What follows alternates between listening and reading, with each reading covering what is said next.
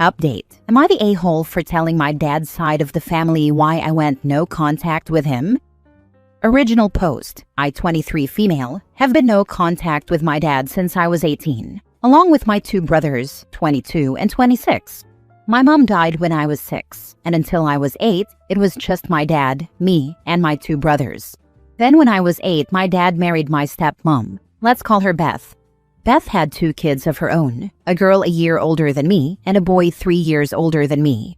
My dad quickly moved us all in together, and they decided that the sleeping arrangements would be that Beth's 2 kids would have their own room each, and me and my 2 brothers had to share. This kind of set up the entire precedent for our new lives. From little things like Beth telling me and my brothers off if we didn't let her 2 kids choose what was on TV, to bigger things, to kids anyway, like the presents we got at Christmas and birthdays. On Christmas, Beth's kids always had huge piles of gifts, the newest gaming stations and TVs, etc. And my brothers and I would each get little piles of tat basically. The 3 of our combined presents every year equaled one of their present piles, if that.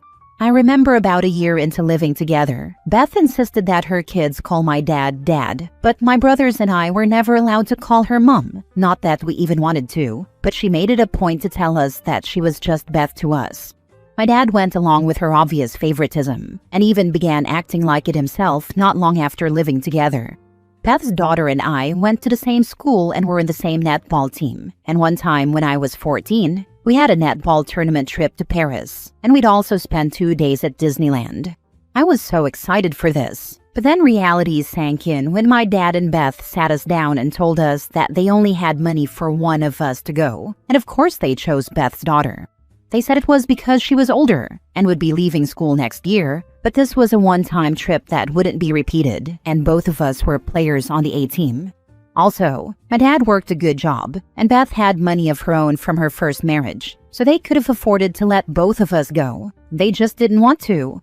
Beth had been physically punishing my older brothers since about a year into us all living together, and when I was about 10, she started doing the same to me. Then my dad decided to start doing the same to us, because we were naughty kids who needed to learn respect. I remember one time he slapped me so hard that I had a bruised handprint on my thigh for about a week. I remember it so vividly because in the changing rooms for PE or netball practice, I was always terrified that someone would see it. Beth's children were never punished at all. Not verbally, not physically, not even a, "that's wrong, don't do that," despite them being downright horrible children who tormented my brothers and me. Beth used to punish me and my brothers anytime we did anything that she deemed unacceptable, even if her children were doing the same thing alongside us. Her favorite method of punishment was cold showers, where she'd stand there and watch us while we were undressed and under the cold water, to make sure we didn't avoid standing under it or switch it to warm water. This went on until I was 16, and my dad knew about it and even encouraged it. If he ever caught us doing anything he didn't like, after either screaming at or slapping us, he'd call her and tell her it was cold shower time. Then, when Beth's son and daughter turned 17, my dad paid for driving lessons and eventually bought a car for both of them. When my brothers and I were 17, he outright refused to. When Beth's son, who's the same age as my eldest brother, went to uni, Beth and my dad paid for a 1-bed flat for him, so he wouldn't have to stay in student housing. My brother, of course, had to take out a student loan and work a part-time job to even attend uni, and obviously he had to stay in student housing with roommates. When my brother was 21 and finishing uni, he was renting his own flat and was lucky enough to go straight into a full-time job. So he offered me and my brother, 18 and 17 at the time, to move in with him. We had all been sharing one bedroom practically our entire childhood and teenage lives anyway, so him only having a 1-bed didn't matter to us. We were just ecstatic to get away from our dad, Beth, and Beth's children. All 3 of us cut contact with our dad, Beth, and Beth's kids that day. Cut to last weekend. Our grandparents on our dad's side have known for years that none of us speak to our dad, but they don't know why. They invited us to one of our cousins' birthday parties at their house, and after assuring us that our dad and Beth wouldn't be there, we decided to go. Well, as you can probably guess, they were there. I don't know if this was my grandparents' way of trying to bring us back together because they didn't know about my dad and Beth's abuse, but either way, we were all angry and decided to leave. Beth decided to pass snarky comments about ungrateful children ruining a birthday and ruining family, while my dad stood awkwardly staring at us. That's when I snapped. I very loudly told Beth, mainly the rest of my family if I'm being honest, that her and my dad were the ones ruining family. That our entire life her and my dad had abused and neglected my brothers and me, all while giving her children everything. Buying them cars and paying for uni and flats for them while making us have to work and provide for everything ourselves. Physically abusing us as kids, even when Beth's kids did something wrong, and them never ever getting any punishments. Beth kicking off anytime we spoke about our mom, forgot to mention this part, but she hated us speaking about our mother. She'd go insane and say we were disrespecting her for speaking about her, or looking at her photos, or asking our dad about her. After that we left, so I don't quite know what went on, but I got messages from my grandparents and my auntie and uncle all saying that, if it was true, that they had no idea, and were hoping that us being together again would rekindle our relationship with our dad. But that I shouldn't have said all that in front of the entire family, and that I should have handled it privately with my dad and Beth. I don't think I was in the wrong for saying what I did, in front of who I did, and neither do my brothers. But other family members clearly think I am. So Reddit, am I the a-hole for telling my dad's side of the family why I went no contact with him? Now for the top comments before reading the update. Not even close to being an a-hole. I literally feel like I'm going insane with how my family are acting about the entire situation. Proper making me doubt whether I'm too close to the situation to see if their points are valid or not, hence posting on here. You are not the a-hole. You told the family what your father and Beth had done because A. Grandparents tricked you into seeing them, and B. Your step-monster started muttering criticism of you three being ungrateful children. I find it hard to believe that no one in the family knew that Beth's children were being treated better than you and your brothers. They may not have known about the punishments, but they would have known something. Didn't they wonder why you had to share a room with your brothers instead of your stepsister? Who makes different sex siblings share a bedroom if there is any alternative? They probably didn't want to ask questions. I am sorry that your father's family is only interested in the appearance of peace. You did nothing wrong. When we were younger, okay, but when we were all teenagers, who the heck looks at a 14 male, 15 female, and 18 male forced to share a room, while the other 16 female and 18 male have their own room, and thinks, yeah, that makes sense. Not the a-hole. Your grandparents, aunt and uncle shouldn't have tricked you into seeing your dad and his wife, and they were way out of line implying what you said might not be true, and telling you that you shouldn't have brought it up. They were wrong. You were right. I think that's what I'm the most angry about. It's not exactly common for 3 kids to completely cut off their father the second they turn 18, 17 for my younger brother. Even if they didn't know why, none of them even asked us. And to trick us all into seeing them after 5 years and then act as if I'm the one in the wrong for airing out dirty laundry is infuriating. Now for the update. Firstly, thank you to everyone who left kind comments on my original post, and also to the people who shared their own abuse stories. I know even typing it out is tough, and I hope every single one of you is doing well now. So, I am so mad. I created a group chat with my dad's side of the family and sent them this post, along with a copy and paste of what I said, in case they didn't click on the link, and also another message detailing some other abuse we all suffered that I didn't want to include in the post. My brothers also did this. And the overall response was that they were pissed off at the replies more than the actual content of my post. My auntie's first response to seeing the post was, "Why are you posting family drama online for strangers to butt in and call us a-holes when none of them know us?" Not, "Oh my god, you were abused?" Just, "How dare these people on the internet think I'm a crappy person?" She also went off on me a bit because she saw some of my replies. One of them about how I now suspected they all knew all along, and had the freaking audacity to say, "You were always clothed, fed, and had a roof over your head," as if that makes all the abuse and neglect okay? And even those stupid points had conditions for the 3 of us. So hi Joe, I hope you're also reading this update. Screw you. My gran said she didn't think it was as bad as that, basically admitting that she knew it was at least somewhat bad and did nothing about it. She also suggested that we all sit down with my dad and talk. That your dad's a well-meaning man. No. This makes me even more angry that she tricked us into seeing our literal abusers again, considering she at least knew some of it.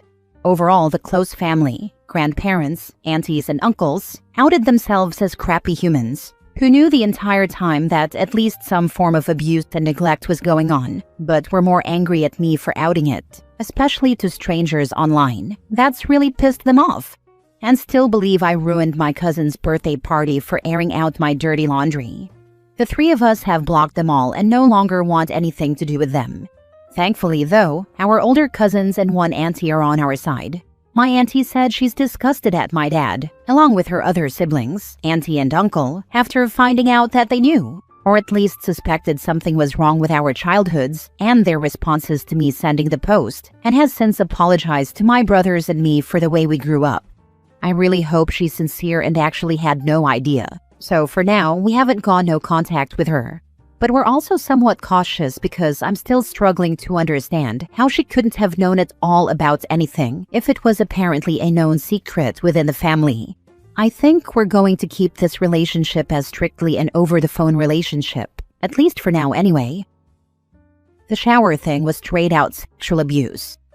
Yeah, I learned this from a few other comments in my original post. Wasn't expecting to feel the way I did after learning it. Took me back for sure. May I ask about the relationship with your mother's side of the family? Are they around? Do you have a relationship with them? I am assuming not. And your family really sucks, but must be abusers themselves. Usually that is a learned behavior. I hope you can heal from this and move on. Just keep them blocked and out of your lives. Hugs from this internet auntie. When my dad married Beth, we moved from Wales to England, so had no contact with my mom's family. My dad didn't even tell them that we were moving countries or where we were living. But thankfully, when I was 20, I found my mom's sister online, and now we're back in contact with them and see them a few times a year. They're all lovely, thank God. From a total stranger. Hey Joe, and the rest of your crappy family. Hope you all rot in hell. Or if that doesn't exist, may you always be itchy. Good for you, OP. Your father and his family are a-holes and don't deserve to be a part of your life. I wish you healing and a life of peace going forward. Last story. Am I the a-hole for making my parents' lives harder because they let their miracle baby, my sister, do whatever the heck she wants, and it's embarrassing and I don't want to deal with her behavior? My parents tried to have more kids after me, 16 male, for years. I can't remember how long they said, but I was only a few months old when they started trying for another baby. It didn't happen, and they had fertility tests and treatments to help, but those didn't help as fast as they wanted. My early memories of my parents were of them stressing out over having more kids and being depressed they couldn't have another kid. The other early memories I have are of them fighting with my grandparents on both sides and my aunts on my mom's side. My grandparents and aunts would always remind them to enjoy having me and to put some of the energy they spent on having another kid back into me. My grandparents and aunts would remind them I was still a kid and would feel left out if they were always chasing after having another kid. My parents would get explosively mad over it, and my parents always accused my grandparents and aunts of not understanding and lacking compassion for what they were going through. I was 10 when IVF helped my mom get pregnant with my miracle to my parents' baby sister. I was 11 when she was born, and she was 3 months early. When she did okay and had no long-lasting health complications, she was considered an even bigger miracle by my parents. The only long-term effect from being born early seems to be my sister's height. She's really small for her age and has struggled to grow and has needed hormones to help her. Because my parents see her as their miracle, they let her get away with so much crap. She's spoiled excessively. She takes over every house she's in, whether it's ours or someone she visits. My parents say she's a diva, like it's a really good thing. They give me a lot of grief for not cheering my sister on, and for not finding her attitude cute like they do. They get mad at me when I tell her not to steal food off my plate. They get mad at me if I keep my stuff out of her reach, or when I eat with my arm around my plate so she can't take stuff. They get mad when I say no to my sister. They get mad that I don't buy her gifts or treats. I got my first job this summer, still working there, and my parents expected me to bring home candy and ice cream to my sister or to buy her Barbies or something. And when my sister broke my school laptop by pushing it off the table while I was grabbing something, they expected me to handle the fallout from it and yelled at my grandparents when they were told that wasn't fair. My parents can't keep a babysitter, so they expect me to help out by babysitting or taking care of my sister sometimes. I refuse to help with that, and I leave when they bring it up. A few times they tried to surprise me last minute with it, and I just left and went somewhere else. Other times my mom has dragged me grocery shopping with her so I can keep an eye on my sister, and I refuse to get out of the car. Then she yells at me when my sister breaks or tries to steal something, and my mom gets a lecture for it. A couple of weeks ago, my dad was sick and mom was out of town, and he asked me to watch my sister while he went to urgent care. I left before he could leave, and he couldn't take my sister with him. So he called my grandparents on his side to complain about me, and he told them to send me back. But I went to my other grandparents, which made it easier to avoid his wrath right then.